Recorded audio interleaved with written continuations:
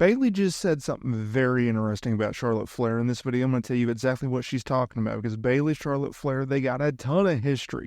And it only makes sense that Bayley said this about her friend yet rival, because Bayley and Charlotte Flair have been connected at the hip for years now in WWE.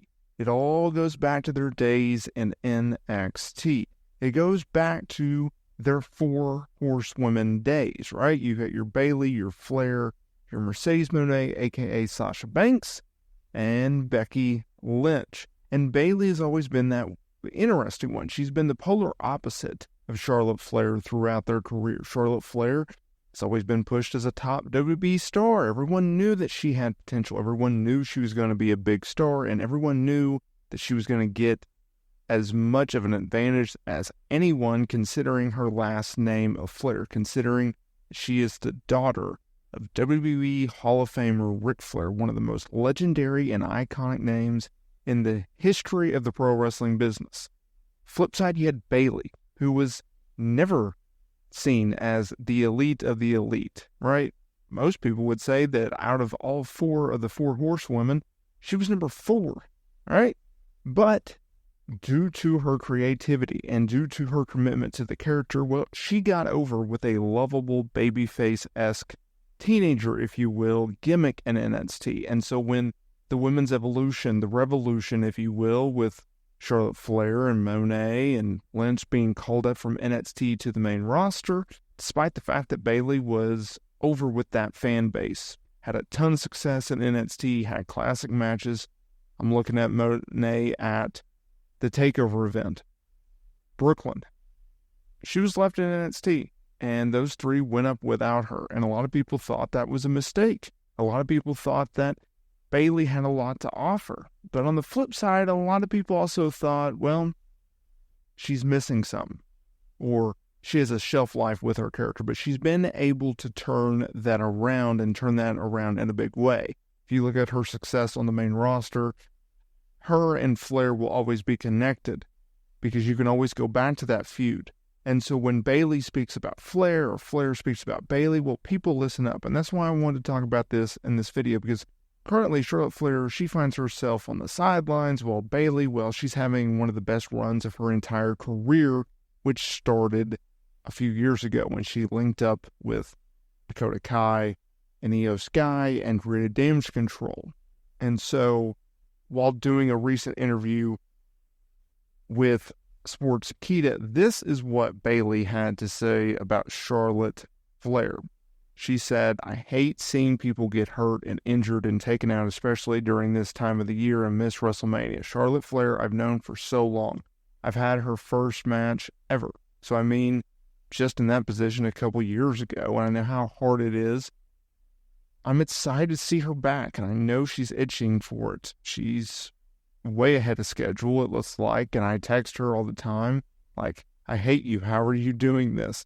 How are you able to do that? She is going to be a freaking force when she comes. So let's take a step back. What is Bayley talking about? Well, obviously, Charlotte Flair has been on the sidelines since December of 2023 following an episode of SmackDown in which she was wrestling Asuka. She suffered a torn ACL, MCL, and a meniscus. It was a very devastating injury. And those types of injuries, well, they're going to keep someone on the sidelines for quite some time, usually anywhere from 9 to 12 months. So WWE is going to be without Charlotte Flair. Now, I've touched on this in a previous video where Charlotte Flair has done a brilliant thing, and not everyone has paid attention to it because Charlotte Flair is continuously updating her fans on her status. She's constantly posting on Twitter updates. She's constantly going to Instagram and Facebook and TikTok and whatever else and saying, hey, look at what I'm doing. Don't forget about me. I'm coming back, right? She recently noted on Twitter that 2024 is the year where she is going to go all in, and I believe it. She's continuously reminding people, hey, I'm still here. Hey, I'm looming. Be on the lookout, right? When you look at Bayley right now, she's split away from Damage Control. She, after a very successful heel run, right? She's been a heel for the last few years. It was time for her to have a babyface run. kudos to WWE for not trying to force it.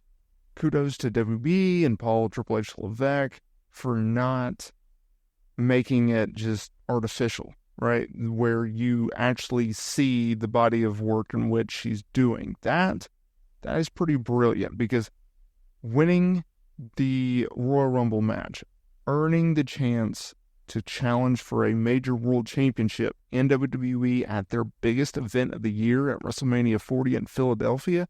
And oh, by the way, doing it and challenging Io Sky, someone that you have mentored for the last few years. And oh, by the way, getting kicked out of the group, turning babyface, and then winning the championship. That was brilliant on WWE's part. And that is what people get emotionally invested in with Bayley, because Bayley is someone that you can root for or someone you can hate, depending on the character in which she is portraying.